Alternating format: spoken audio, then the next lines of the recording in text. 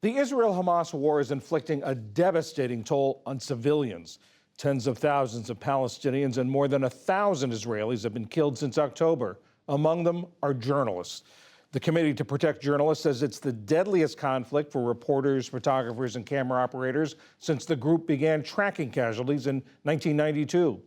Ali Rogan tells us what's driving this mounting death toll. Reporting from war zones has always been risky, but now experts say it's never been more dangerous. At least 97 reporters, 92 of them Palestinian, have been killed since the start of the Israel-Hamas war. Dozens more have been arrested, injured, or vanished.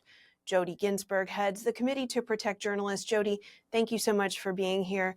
Tell us about what it's like right now for Palestinian journalists on the ground in Gaza to do their jobs. It's extraordinarily difficult for journalists in Gaza right now to do their jobs. It's been 7 months of war, 7 months when they've not been able to leave. No one else has been able to get in, so they are bearing the brunt of the reporting. They are reporting the war and living the war, so they're subject to the same bombings, the same attacks. In some cases, we believe journalists have been deliberately targeted.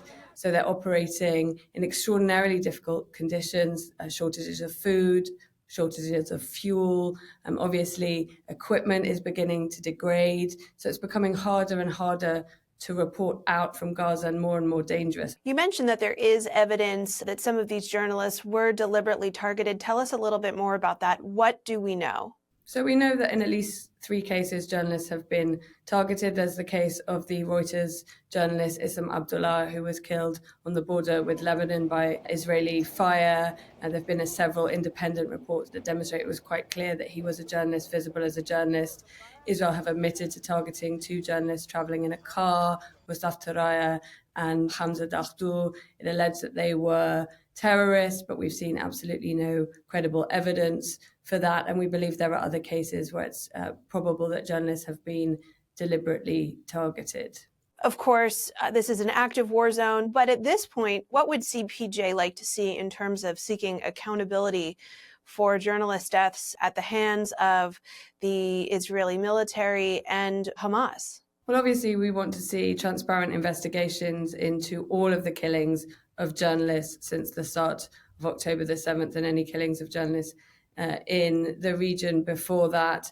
We continue to stress that journalists are civilians and should never be targeted. We continue to call for international access to Gaza. It's really important that we have foreign media also able to get in, able to get a picture of what's happening inside Gaza. And on that issue of international access, Israel has only allowed entry by international journalists in very controlled situations, and much of the bulk of the reporting has been done by Palestinian journalists as well as citizen journalists. So why is it so important that international journalists have full access to war zones to report out?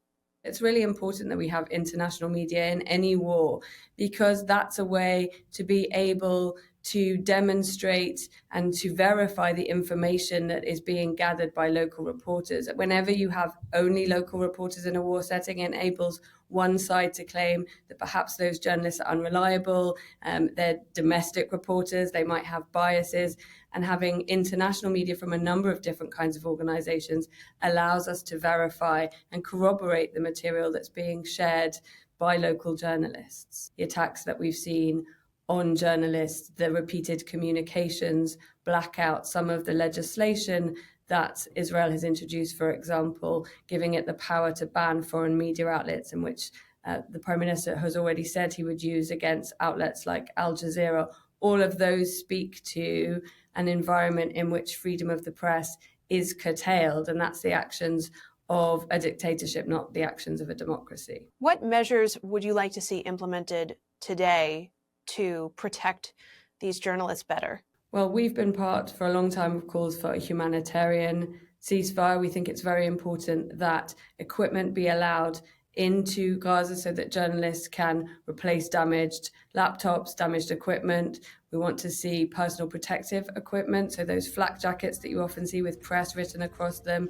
None of that material has been allowed in to Gaza, helmets and so on, to keep journalists safe. And it's very important that we continue to speak out in solidarity with our Gazan colleagues as well.